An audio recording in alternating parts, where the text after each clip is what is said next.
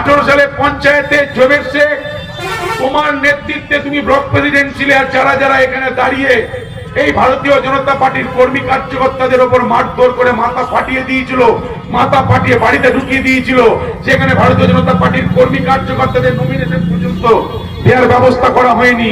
আমি আবার বলে গেলাম, তুমি যতই ভালো তৃণমূল হওয়ার চেষ্টা হো না কেন, তোমাকে জেলের খানি আমি টানাবো, কেউ তোমাকে আটকাতে পারবে না। এত বড় তোমাকে কথা বলে গেল। যেই চাপটার বুকে বিগত 5 বছর ধরে মহুয়া মৈত্র, তারপরে মহুয়া মৈত্র সাগরেদ, এই চাপটার বুকে দাঁড়িয়ে যাকে জননেতা বলা হয়, সেই জননেতার ক্রিমিনাল, সেই বর্তমানের বিধায়ক এই জেবেশ শেখরা যেভাবে এই চাপটার মানুষদেরকে মাথা নিচু করে রেখে দিয়েছিল, সেই দিনকে আমরা কিন্তু ভুলিনি আর ভুলবো। আজকের দিনে দাঁড়িয়ে বড় ভালো তৃণমূল সাজছে, এখানে দাঁড়িয়ে বড় সতীগিরি দেখাচ্ছে, এখানে দাঁড়িয়ে বিজেপির বিভিন্ন নেতাকে ফোন করে ভালো ভালো সাজার চেষ্টা করছে।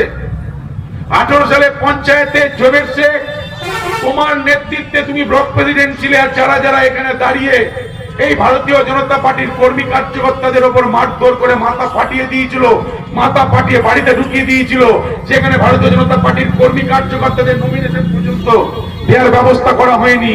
আমি আবার বলে গেলাম, তুমি যতই ভালো তৃণমূল হওয়ার চেষ্টা হো না কেন, তোমাকে জেলের খানি আমি টানাবো, কেউ তোমাকে আটকাতে পারবে না। এত বড় তোমাকে কথা বলে গেল। তুমি কার জায়গায় কোন তোমার জমির দালালি করে তার সঙ্গে সেটিং করো গিয়ে, তুমি যে কোনো নেতার সঙ্গে গিয়ে যাও কথা বলো গিয়ে, তোমার জেলের মধ্যে থাকতেই হবে, তোমার ক্রিমিনাল ভাইদের নিয়ে তোমার জেলে থাকতে হবে, 1 ইঞ্চি তোমাকে জমি ছাড়বো না। চাপড়া এসে দাঁড়িয়ে কি গত কয়েক দশক ধরে চাপড়াটাকে তোমরা শেষ করেছো। নেশা, ফেন্সিডিলের থেকে শুরু করে সমস্ত কিছু নেশার কালো কারবারি, সোনার কালো কারবারি, বিভিন্ন জমি দখল করে নেওয়া, বিভিন্ন ক্ষেত্রে দাঁড়িয়ে নেশার দ্রব্য দূরে চাপটার বুকে দাঁড়িয়ে দাপানো।